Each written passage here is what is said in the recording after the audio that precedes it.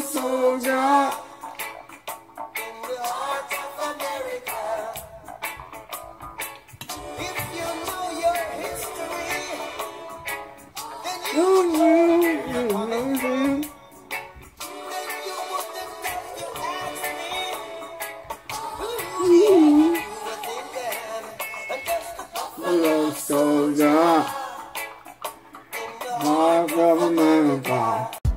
What's up, family? What's going on? I want to talk about training splits. Now, for those of you who don't know, your training split is how you partition your workouts on a daily basis, right? So, for instance, let's use a bodybuilding example. Monday is International Chest Day. Tuesday, right, that's when you hit back, right? Get some deep pulling going on. Develop the V taper, get some wings going. Wednesday's rest day, you know what I mean? Need that recovery. Thursday is the dreaded leg day. You're doing 1,000,000 leg press reps and squat and all of this, right? Hamstring curls for days.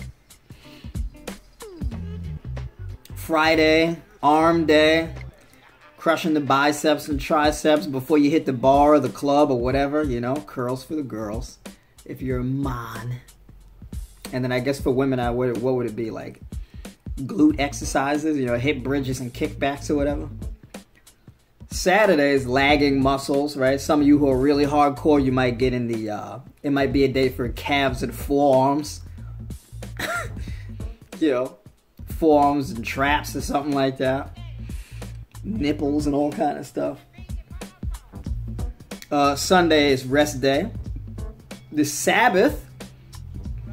And that's it. That's a complete workout. That's a complete split, for example.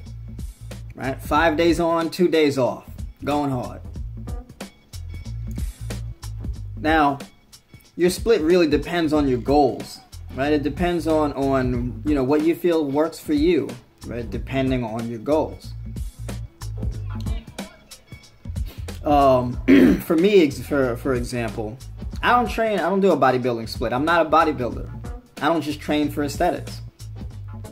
I'm all about the utility of the human machine, right? And developing that. So I train in patterns because the body does not operate in muscles. Right? So doing 3 bicep exercises where you get the elbow down, you get the elbow up, and you get the elbow forward, and the elbow out to the side, you're doing a whole bunch. Bend your elbow, right? In my opinion. So I'm not trying to do a whole bunch of different types of curls, okay? Because the bicep mainly just does one thing, right? It contracts and flexes the elbow. Just like the tricep contracts and extends the elbow. That's it. That's all you need to know about biceps and triceps. Right? Working that elbow. Extending and flexion of the elbow. That's it. But, you know, for those of you where you may only have 30, 45 minutes, maybe an hour tops, you need to make every minute count. So you want to operate in those patterns. So for an example, bench pressing, right? Developing a big old chest. Get some horizontal pushing going. Right? Now, horizontal pushing would be for the chest. Vertical pushing, right? That's like a shoulder press. Getting that barbell and locking out over the top. You know what I'm saying? Right over the bar, right over the base of the skull.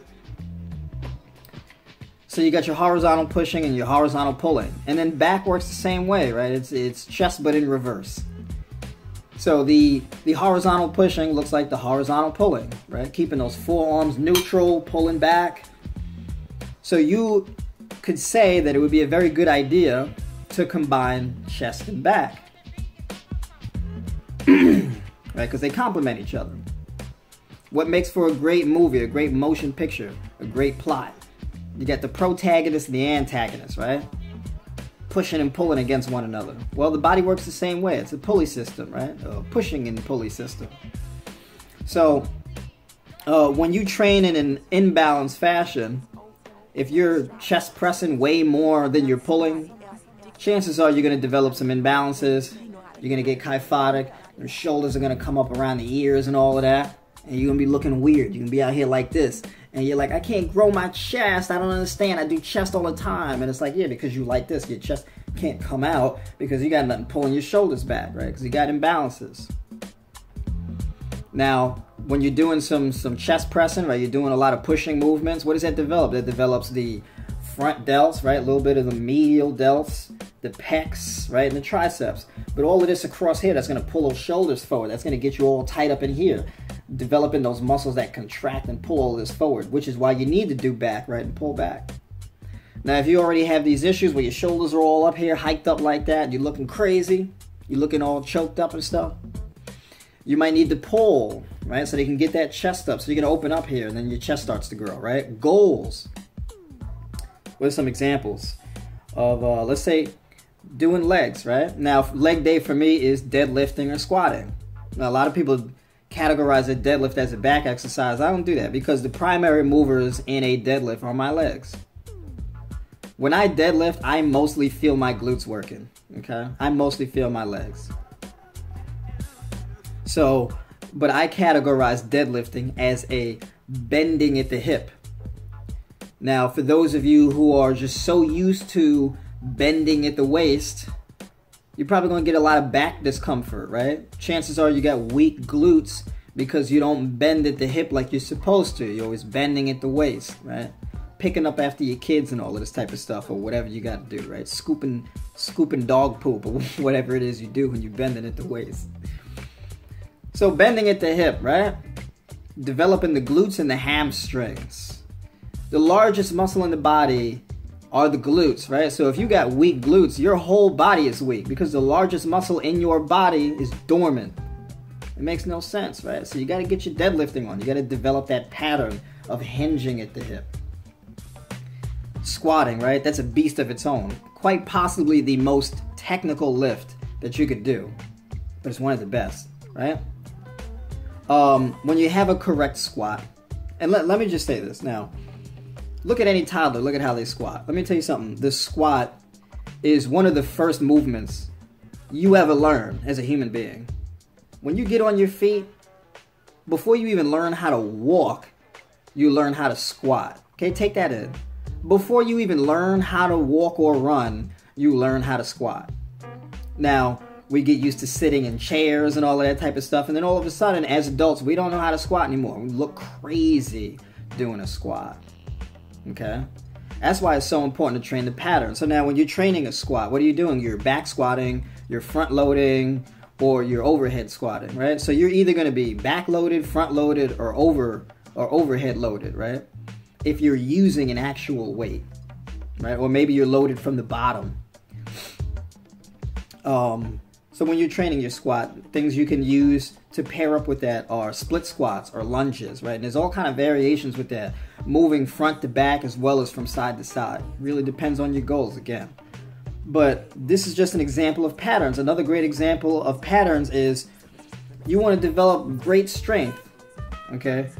Now, the movements in which the human body produces the most force are contralaterally, right? From left to right, which is why whether you're swinging a baseball bat, you're pitching a ball of some kind, or you're throwing a punch, or a kick, or you're throwing a person, right? You body slamming somebody, you know, over the shoulder, or whatever the case is, right? Getting your judo on.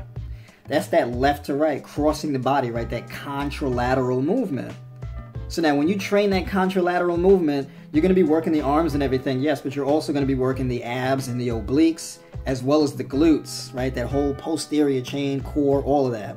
So if you want like a sick, defined, strong core, train contralateral movements, right? If you want a glute medius, right, to round out your glutes and all of that, train that contralateral movement, right? Glutes. So, right, as well as bending at the hip, you're also crossing the body, right? That is the strongest force production of the human body. Biologically, biomechanically. Now, one last thing I'm going to leave you with. Okay, let me get my thoughts together. This oatmeal is so good. One thing I'm gonna leave you with is this. All right. Athletes look like athletes because they train like athletes.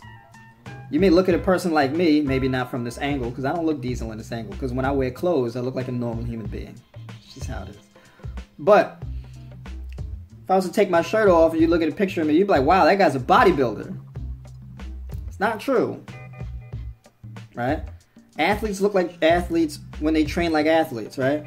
When you have a balanced training regimen and you have a healthful diet where you're eating for that vitality and training for utility, this leads to an aesthetic look, right? An aesthetic physique. All right, so I'm going to say that. So if you take away anything from this, eat for vitality, train for utility, okay? Live purposefully.